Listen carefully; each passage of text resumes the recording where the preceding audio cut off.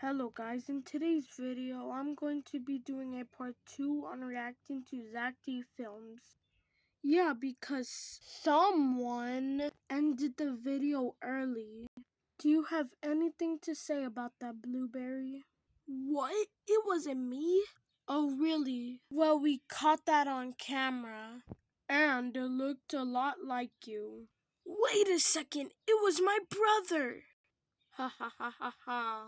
Raspberry? Yeah, I did it because I hated that guy. You little... Let's just start the video before things get out of control. Agreed. The creator of Buc-ee's was nicknamed Beaver as a child, and one of his father's colleagues called him Bucky Beaver after the Ipana toothpaste ads. Additionally, Arch had a beloved hunting dog growing up who was named, you guessed it, Buck.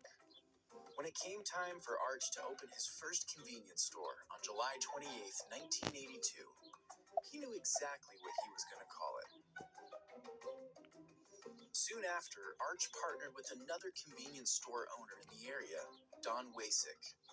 The duo opened another store in 1985, and then another one soon after that, and another after that. And within 20 years, they had opened 20 stores. Buc-ee's growth was consistent, but if you had walked into one of these 20 stores, you might not have thought twice about it. They made subtle improvements, but nothing quite differentiated the Buc-ee's stores from their competitors. That is, until 2003, when they opened a store in Luling, Texas. The store was different, and it resembled what most... The Luling store was located directly off an interstate and designed for long-distance travelers. Because this store was bigger, Applin didn't want customers to confuse it with a truck stop, so he banned 18-wheelers altogether.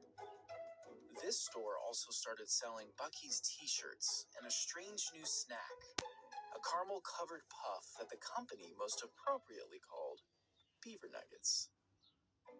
After the success of the Luling store, Applin recruited the help of Houston advertiser Lou Canhelio. Canhelio helped develop a key selling point for the company. Texas has 79,000 miles of highway, so when the billboard says you can hold it, people really do. We saw the sign here for 44 miles and waited.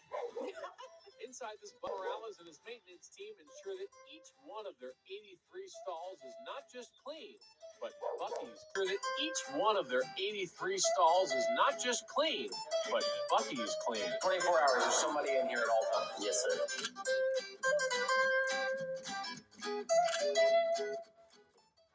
Over the next few years, Applin and Wasick opened 2 new big stores. And with this increase in real estate came an increase in revenue. In 2001, the entire sales for the company totaled $63 million. In 2006, the sales increased to $202 million. And in 2015, the company brought in just shy of $1 billion.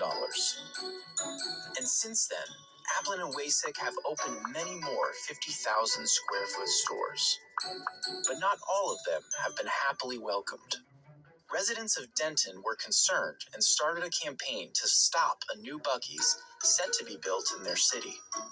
All of your Buc-ee's are out on major freeways in the middle of nowhere, not right around a major, quiet residential neighborhood.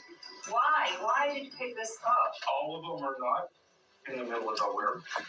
Temple's in the middle of town. I'm sorry, I grew up in Temple. That is not in the middle of town.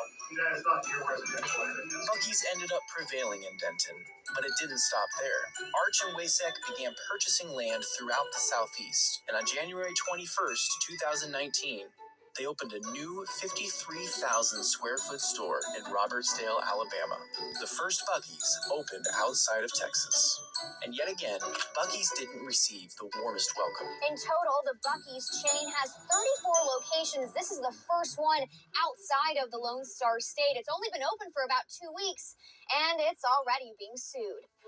In the following years, Buc-ee's continued to expand outside of Texas, with another store in Alabama, 1 in Georgia, and 2 in Florida.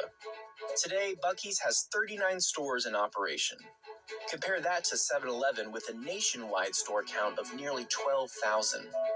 But if you had the option to stop at a Buc-ee's or a 7-Eleven, which one would you choose? Buc-ee's doesn't measure its success with the amount of stores they have. They measure it by the loyalty of their customers. In a baseball cap.